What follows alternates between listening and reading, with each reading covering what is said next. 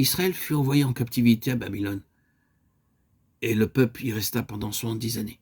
À la fin de cette période, le peuple était dans un triste état.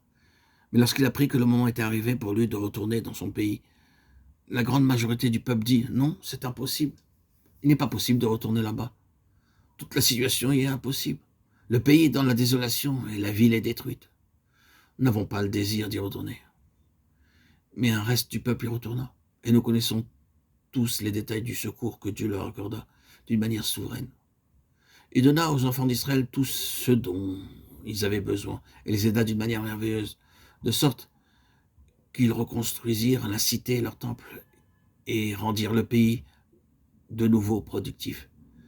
Mais c'était quelque chose de surnaturel. Le vote de la majorité avait dit « impossible ». La minorité crut en Dieu. Oui, rien n'est impossible à Dieu. Rien n'est impossible au ciel, dans aucune circonstance, ni dans aucune situation. Où nous arrêterons-nous? Laissons l'Ancien Testament et venons à celui qui avait été en vue à travers tout cela. Notre Seigneur, notre Roi, Yeshua, Hamashiach, Jésus le Christ, Fils de Dieu. Tout ce qui est arrivé conduisait à lui. Dieu avait promis d'envoyer son Fils. Les prophètes n'avaient parlé que de la venue du Messie, mais les idées qu'avait Israël au sujet du Messie étaient très naturelles. Naturellement, il sera un grand chef, un homme d'un pouvoir immense. Tous se rassembleront autour de lui. Il établira ce merveilleux royaume d'Israël et les Romains seront chassés de leur pays. C'était l'idée naturelle que les Israélites avaient de leur Messie, de leur roi.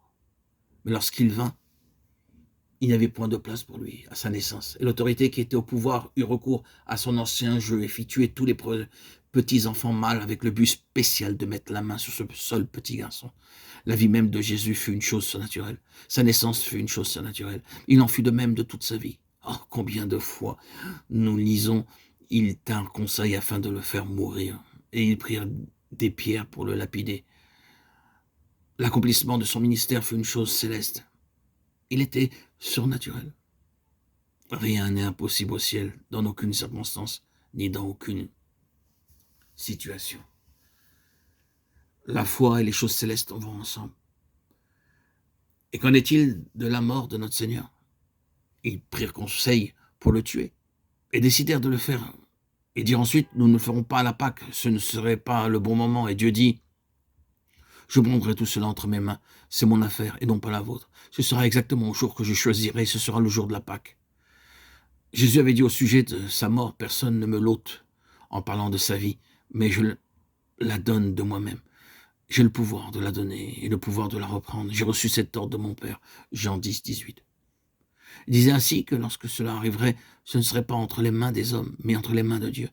Et malgré leurs décisions et leurs conseils, ce fut le jour de la Pâque. Cela devait être. Beaucoup de générations étaient représentées en cela. La mort et la résurrection de Jésus-Christ ont été surnaturelles, non pas de l'homme, mais de Dieu. La foi et les choses célestes vont ensemble. Rien n'est impossible à Dieu. Rien n'est impossible à Dieu, dans aucune circonstance, ni dans aucune situation. L'accomplissement du ministère de Christ fut une chose céleste, surnaturelle, voulue par Dieu.